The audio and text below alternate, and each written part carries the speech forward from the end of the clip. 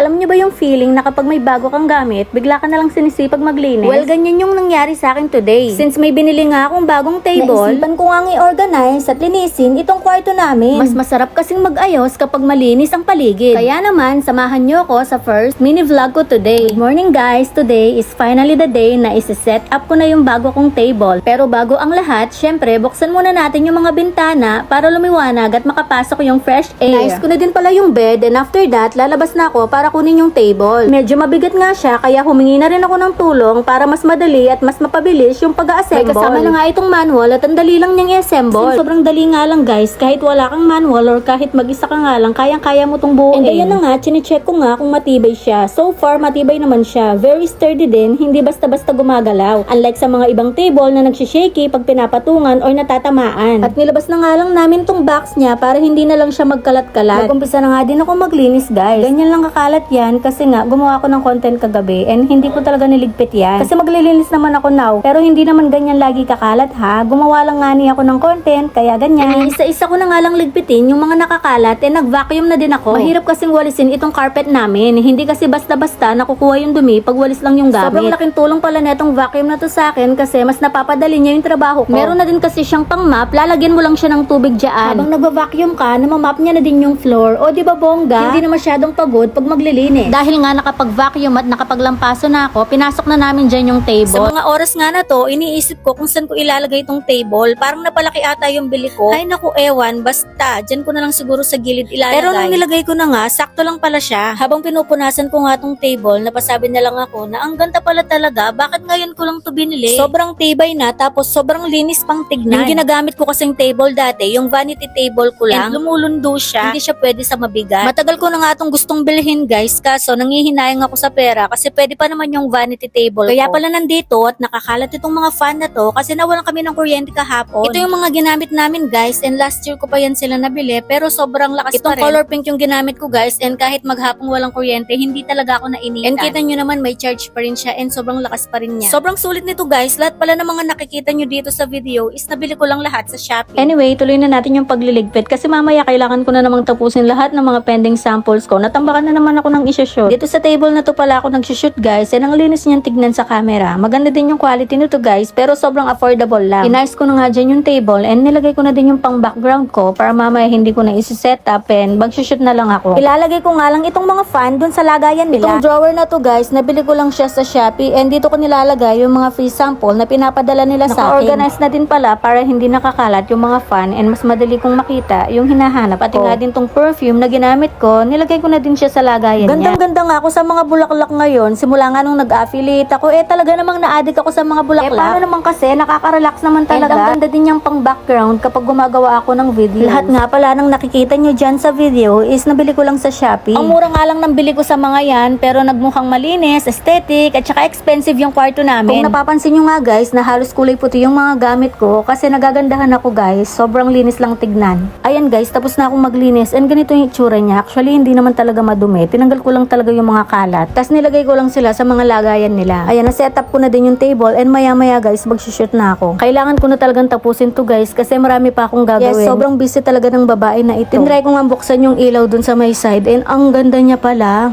May 3 colors pala yan guys, pwedeng nyo siyang palitan. Kung nagbabalak nga kayong maging content creator, mga affiliate, ganyan, or content creator na kayo, must have talaga yung ganitong background. Kasi kahit saan dyan, pwede kang mag-shoot. Yun talaga yung goal ko. Marami akong table guys, paiba-iba, kasi gusto ko paiba-iba din yung background Itong carpet naman guys, tignan nyo, ang syala niyan tignan. Minsan dito lang ako nag-shoot. Pero maganda yung mga nakukuha kong videos. Itong pumpkin sofa, maraming nagtatanong ng link dito guys, pero ilalagay ko na lang dyan sa link o kaya dun sa may comment section. Hindi yan nawawala sa mga video ko guys kasi yan talaga yung pang-akit ko sa mga bahay. Lalo na kapag gamit sa bahay yung pinopromote ko. Yan kasi yung lagi nilang tinatanong kung saan ko daw nabili. At dahil nga tapos na tayong maglinis, mag-i-spray ako nito guys. Sobrang bango talaga nito as in. Nag-amoy 5-star hotel na yung kwarto namin dahil dito. Talaga namang mapapasarap na yung tulog ko nito kasi malinis na and sobrang bango pa. Finally, natapos na din yung paglilinis at pag-aayos ko dito sa kwarto. Kaya pahinga muna tayo ng konti, then maliligo, tapos gagawa tayo ng mga videos para sa mga pending samples natin. Nakakapagod pero laban lang guys. Nag-iiba na yung boses ko siguro dahil dala ng pagod and sobrang kata talaga ng lalamunan ko. Pero syempre tatapusin ko pa rin to kasi ito yung pinakaunang mini vlog na ginawa ko. Kaya maraming salamat po sa mga nanood.